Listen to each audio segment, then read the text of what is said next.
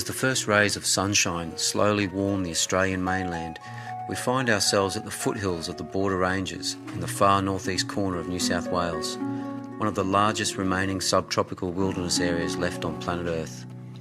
Koalas battle for survival in fragmented coastal habitat from far north Queensland into New South Wales and Victoria and across to South Australia and inland to the Granite Belt, approximately 200 kilometres from the coastline. Koala numbers could now be as low as 50 to 60,000 as humanity continues to hijack their territory, bringing not only destruction to vital stands of eucalyptus, but also motor vehicle accidents and senseless attacks, often resulting in death due to irresponsible dog owners. Other threats include chemical sprays used in agriculture, not to mention the millions shot for the fur industry during the 1930s. Of the 700 plus species of eucalyptus, koalas can only digest about a dozen, and usually of that dozen, only around 8 species are available in any one area, with a strong preference for 3 or 4 of those species. Koalas can become active around mid to late afternoon as the day begins to cool and the sun slowly begins to descend before disappearing. Koalas can also remain active throughout most of the night and are more than comfortable in negotiating their way around in a nocturnal environment.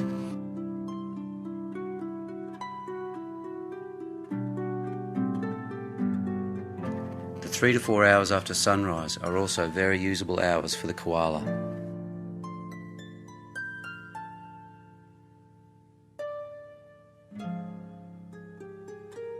The Aboriginal term for koalas means no drink, no water, but in times of drought, where the water content of eucalyptus leaves drops too low, after bushfires and certain illnesses, koalas will actively source out water. Koalas are well known for their sleepiness and can spend up to 19 hours a day asleep.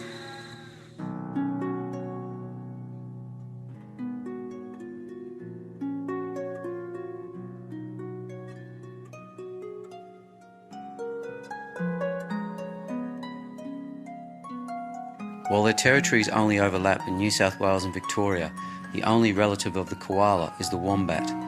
They both share a stocky build, a padded backside and an unusual reverse-facing pouch. It encourages the joey to learn how to hang on.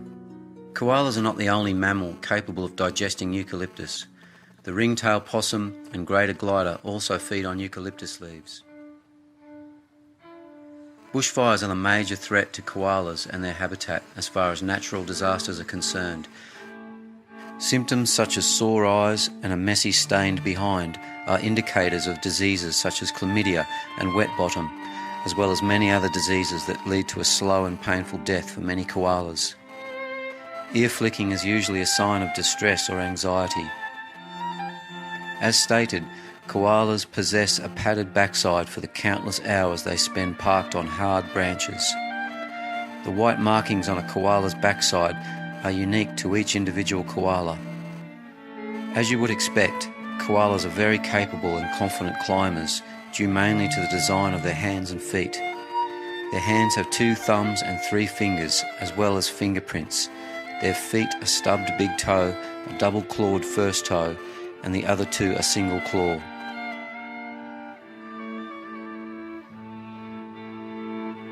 Before mating, the male will often drive a female out onto a thin branch, essentially painting her into a corner.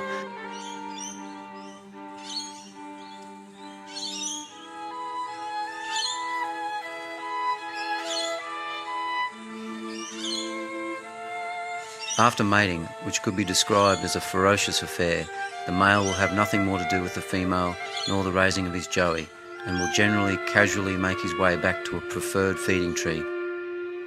At around 7 to 8 months later, the female's pouch is full and the joey is soon to exit. The joey starts life the size of a jelly bean, blind, with no legs and weighing just 1 gram. Here you can see one of our featured baby koalas, Star, and his little arm protruding from its pouch. Whilst waiting for Star's much anticipated exit from the pouch, not far away another of our featured male joeys named Sparky has already entered the outside world a week ahead of Star. Here we see some of Sparky's first moments out of the pouch as he takes in his first dose of sunlight.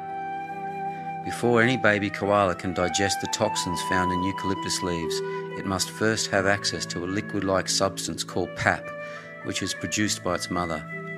Pap passes on a bacteria after it is ingested by the joey, which is necessary for breaking down the toxins found within eucalyptus leaves.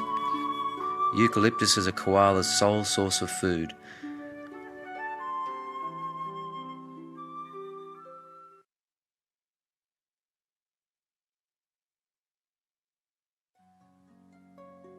After a couple of weeks, Sparky seems to be adjusting well to life on the outside as a front young, safely tucked away by his mother's protective embrace.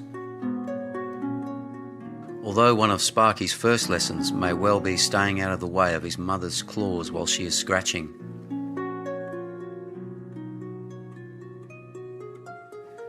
For a period of a few weeks, Star and his mother have proven to be quite elusive to our camera, until on this day he finally decides to reveal himself and poke his head out. Unlike Sparky, Star seems less impressed by the outside world, preferring to stay under cover with his main interest being more sleep.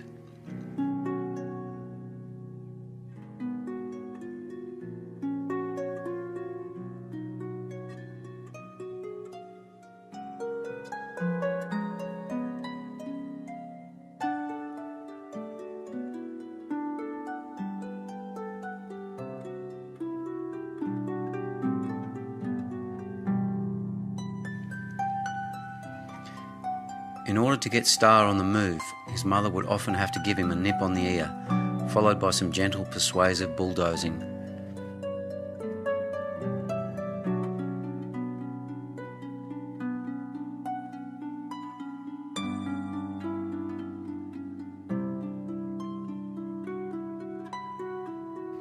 Not far from the treetops of the home range of Star and Sparky, a baby girl called Blondie has been located.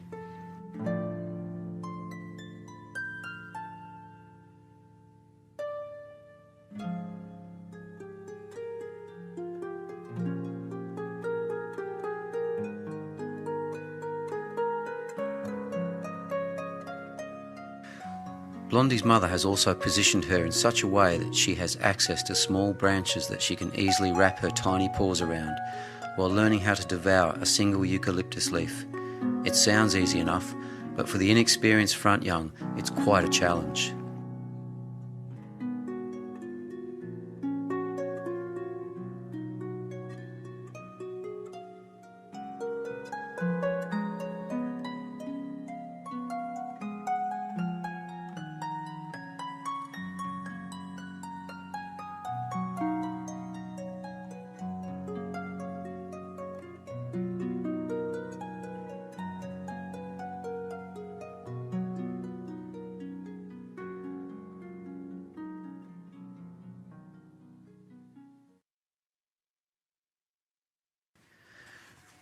The combination of sitting and hanging on while trying to source out her own leaves can be quite an overwhelming experience for a walnut-sized brain, and they often seem confused and indecisive by their own next move.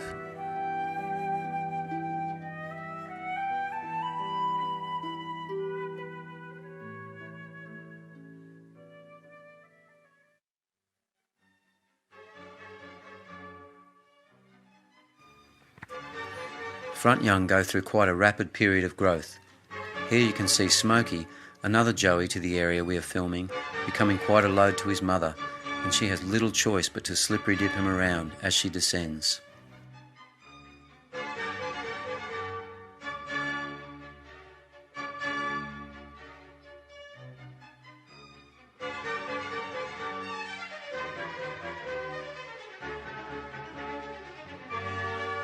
Smokey is at a transitional stage, and before climbing to higher branches to feed, his mother switches Smokey to the position of back young.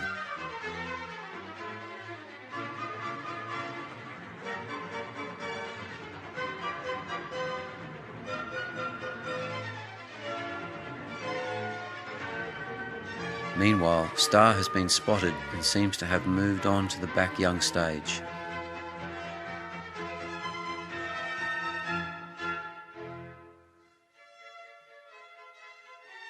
After what seemed a slow and lazy start to life, Star seems to have now caught up and feeds confidently from his mother's back, and is now looking quite proud of himself.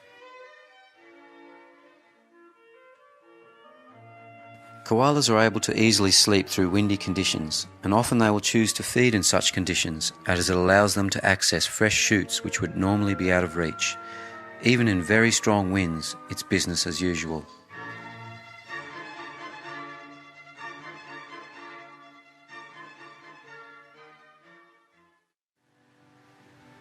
On this day, Star and his mother make the most of cooler, overcast conditions and continue to search for food well into the middle of the day.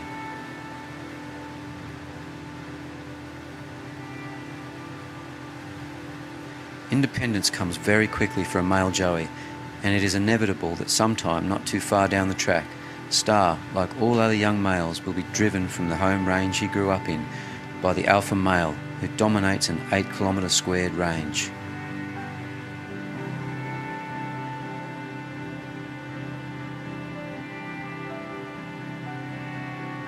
Once the male joey is considered well versed in all aspects of being an independent koala by his mother, she will actually disappear one day while he sleeps, and he will awaken to face the wild world all by himself.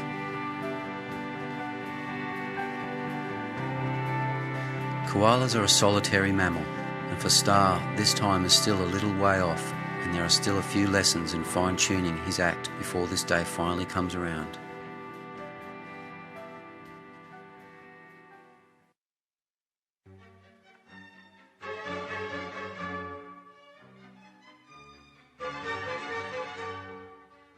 One clear blue afternoon, Star is having his first lesson in climbing by himself, while his mother hovers over him in readiness to drag him back to safety at the first sight or sound of danger.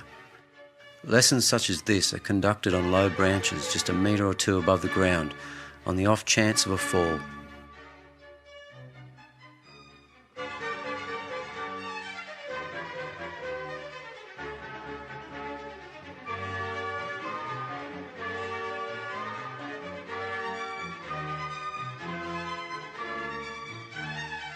After a brief rest, Star is summoned to get back on board as the search for some fresh, juicy shoots continues.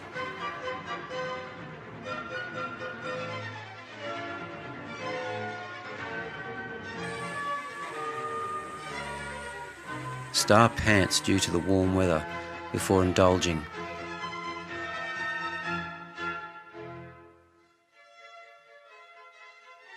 The following morning, Star is found drinking his mother's milk while she gives herself a much-needed scratch.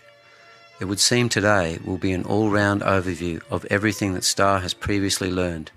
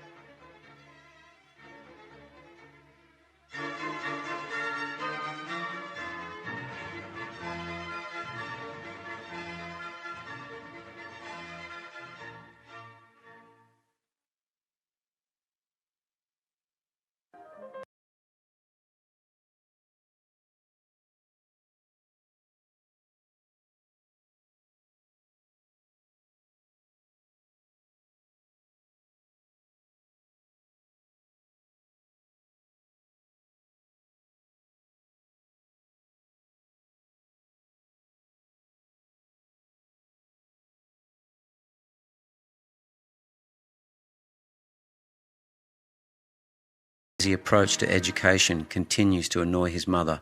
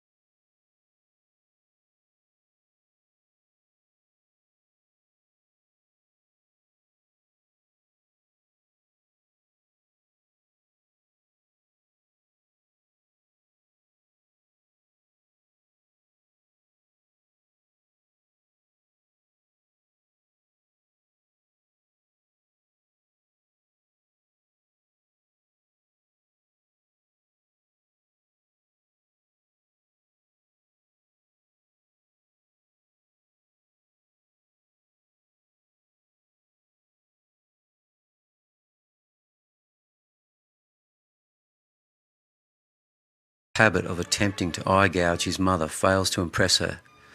She ignores his newfound cheekiness and has a scratch instead. It works, and Star resumes the task of expanding his climbing skills.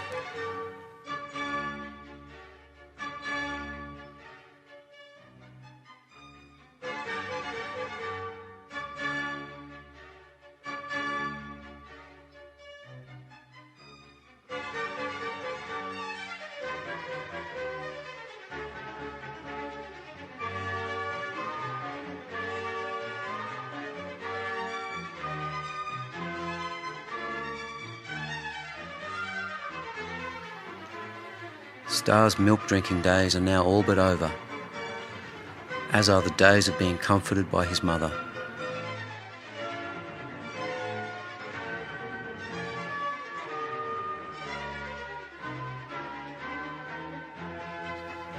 As are the days of riding on her back.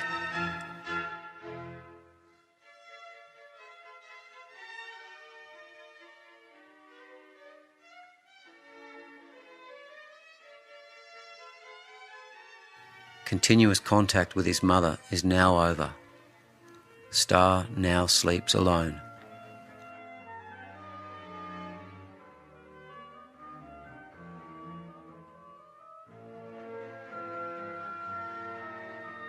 It appears as though Star's mother feels the need to brush up on one of the more difficult koala skills, scratching while sitting on a smooth horizontal branch. And they both go through the motions of a variety of different scratching techniques, and to Star's credit, he seems to be taking it all quite seriously.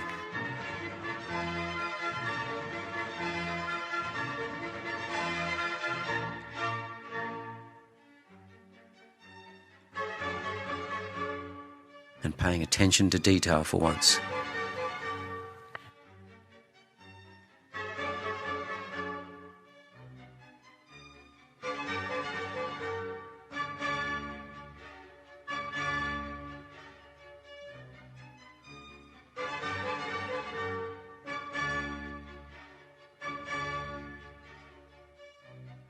It's the following morning, and Star is found in the same tree as the day before, but his mother is gone.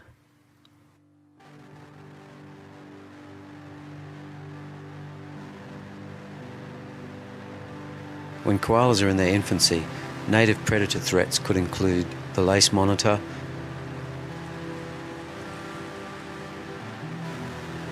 the constricting carpet python,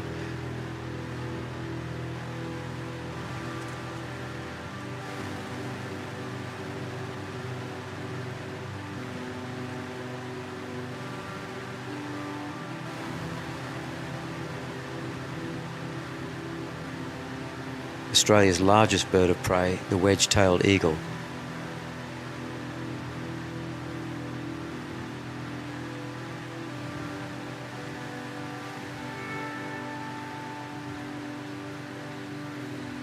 And its major nocturnal threat, the powerful owl.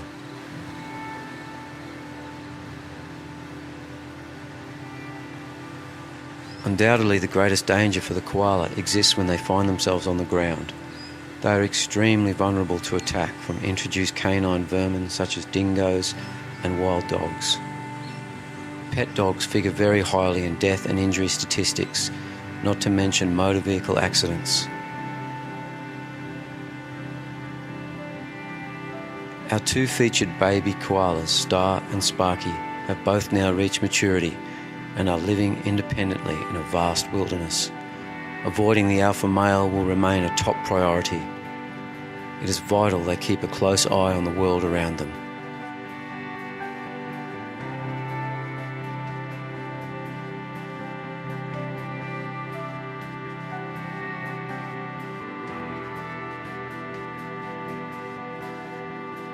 A week into independence, and Star looks very healthy, often returning to the familiar trees he grew up in to feed.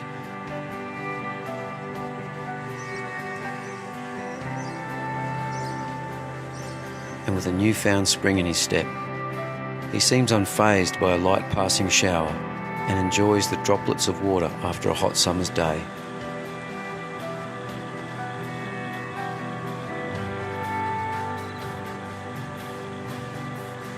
With a full belly and a yawn, he signs off for the day.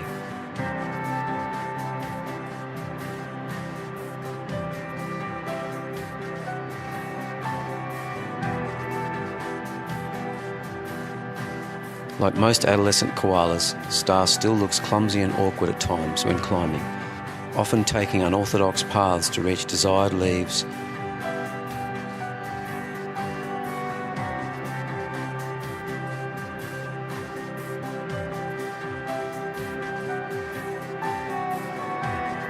And occasionally tying himself up in a knot. We welcome the return of Sparky to our lens as he is spotted snagging himself before executing a series of energetic leaps that shows koalas are more than capable of short bursts of energy.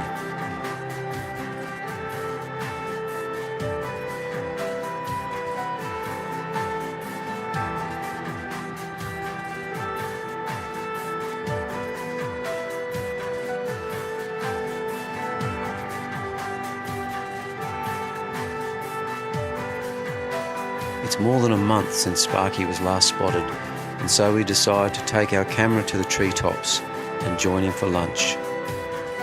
Even though we have known Sparky from when he was a tiny joey, we weren't sure how he would react to our climbing his tree and filming him from such close range. As it turned out, he showed no signs of fear towards us. It was as if we weren't even there.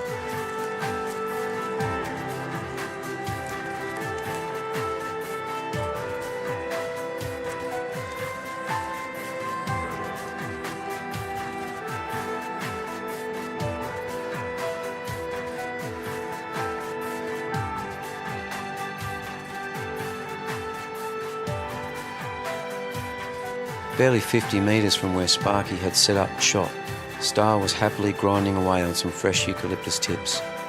It was such a relief to see our two baby boys doing so well.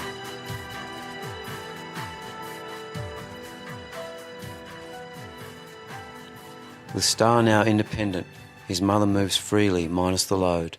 Interesting birds to cross a koala's path include the yellowtail and red-tailed black cockatoo, the sulphur-crested cockatoo, the galah, the king parrot,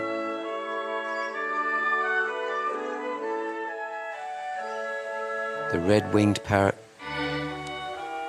the eastern rosella, the pale-headed rosella, the rainbow lorikeet, the kookaburra, and the satin bowerbird. Mammal associates include the eastern grey kangaroo, the black-striped wallaby, the red-necked wallaby, the whiptail wallaby, the swamp wallaby, the red-necked and red-legged padymelon, the squirrel glider, the sugar glider, the mountain brushtail possum and common brushtail possum, the northern and southern brown bandicoot, the short-beaked echidna,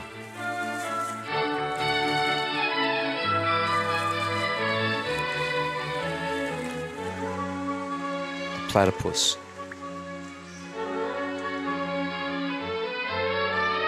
and not forgetting the flying fox. Also reptilians such as eastern water dragons and amphibians like red-eyed tree frogs.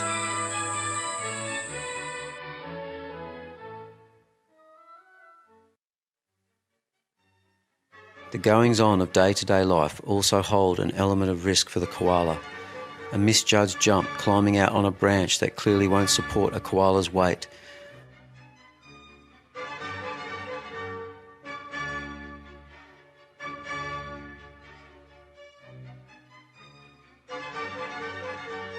And a hasty retreat proves a wise move for this koala.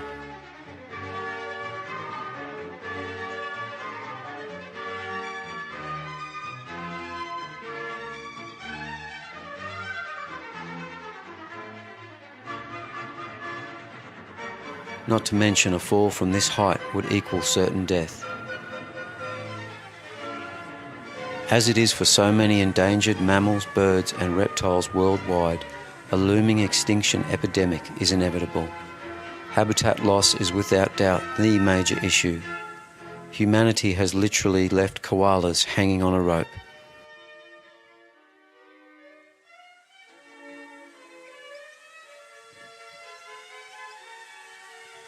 Every day a battle as they clutch at straws in order to survive. Is Australia really prepared to bid this beautiful animal a permanent goodbye?